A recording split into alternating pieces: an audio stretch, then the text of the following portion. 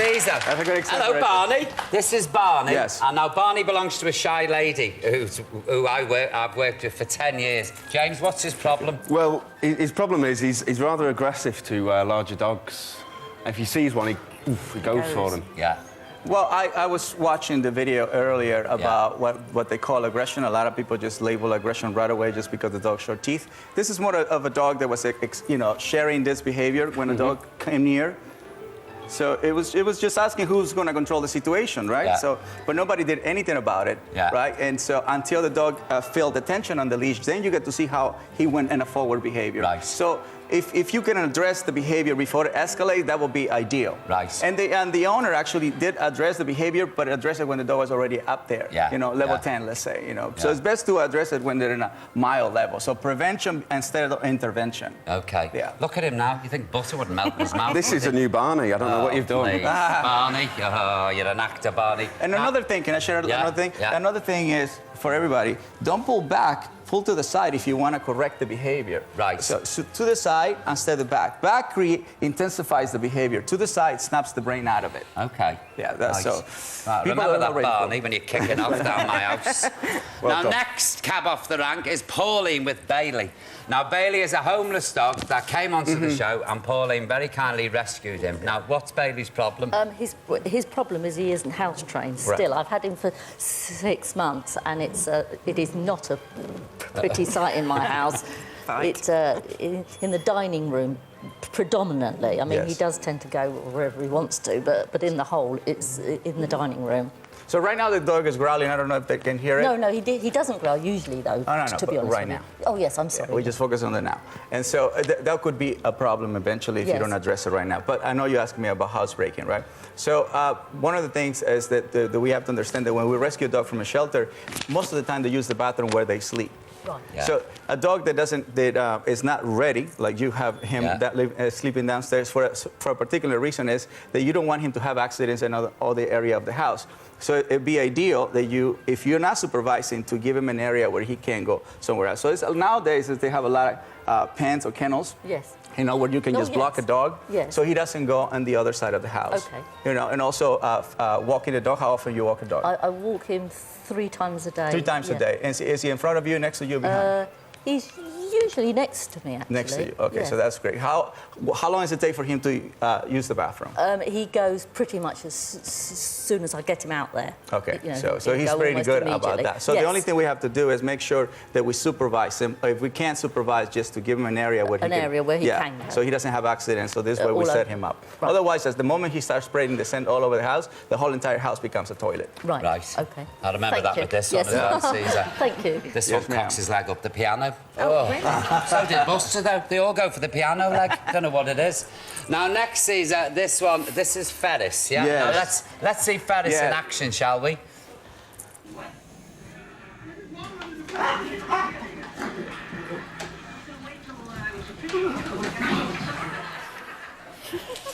Now, this is the series producer's dog. She's in the gallery at the moment, but this is our Auntie Pat. Now, Auntie Pat, what is the problem with Ferris? The problem is that he's very aggressive. Yeah.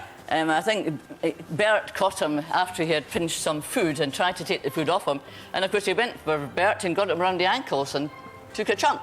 Good dog. Well, one of the things, basing on the video, is very important that a dog that has already learned to do this kind of behavior, not to be allowed to go and welcome people through the door. Obviously, the way he's welcome is pretty not very healthy. So it's very important for him to wait, or to learn to stay behind a human, or when a human says stay, and then the human opens the door. Then he learns to do that. But I know that this guy has also a problem with the food, and that's something that we can actually practice here. So one of the things is, for him to learn, he's not calm. Can you see the eye contact? Because a lot of times when a dog sits down, people gives food. But it's the eye contact that you have to focus to know when the mind is actually calm. So a lot of dogs are doing...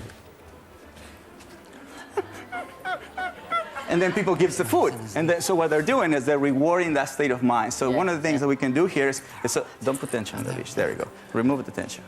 So tension on the leash intensifies the behavior that you don't want. Right? So for him to wait, for me, I'm just going to claim right now. I'm just going to claim until he relaxes, then I share. This is just clean. This is what he would do anyway. So he's not ready because he's fixated on the food. So I will not give the food until he relaxes. Right? And that can take a while. So this is when the patient of the human have to come in and really be there for the dog or for the dog, because he needs to learn not to be fixated on the food. So right now, just by me doing this with my hand, I'm just claiming it.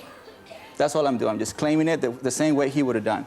So this way I'm preventing from him to get too far. That's better. Now he starts getting inches. Amazing. Fantastic. Right? So just slow, without being angry or being frustrated or being fearful. There we go. So he's gonna challenge. So aggressive dog would take my hands off. So this is not an aggressive dog. This is just a dominant territorial dog that has got his way. That's okay. See it?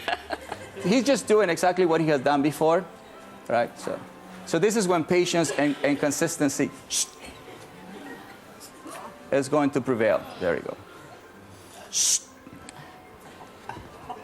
That's right. Not yet. That's until like he hypnosis, relaxes. isn't it?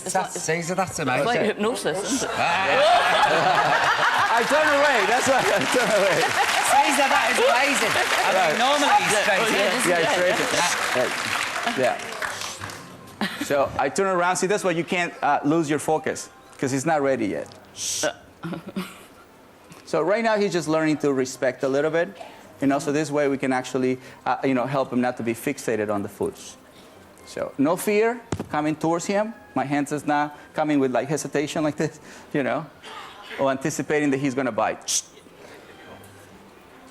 So it's going to take a while for this guy, but until he completely relaxes, then I will give him the food. So if you don't have time to go for a walk, if you practice this, if it takes 10 minutes, 15 minutes, this is very psychological to them. It drains them because they have to figure it out. Yeah. Yeah. That's incredible, isn't it? It is absolutely. Have you ever seen him behave like that? No. Never. No. So as you see, it's Never. nothing personal. Never. You see, he's not taking it personal. No, he's And not. this is not an aggressive case. No. Aggressive case don't do this. No. It's just he becomes aggressive because a lot of people get nervous when he just moves forward. And Caesar, that makes him, yes, sir. You're a marvel. Absolute marvel. Ladies and gentlemen, please, let's hear it for Caesar. Come on. Thank you. And if you'd like to find out more information about Caesar and his arena tour, got it. Then please go to our website. Ladies and gentlemen, let's hear it for the man himself, Mr. Cesar Millan. Come on.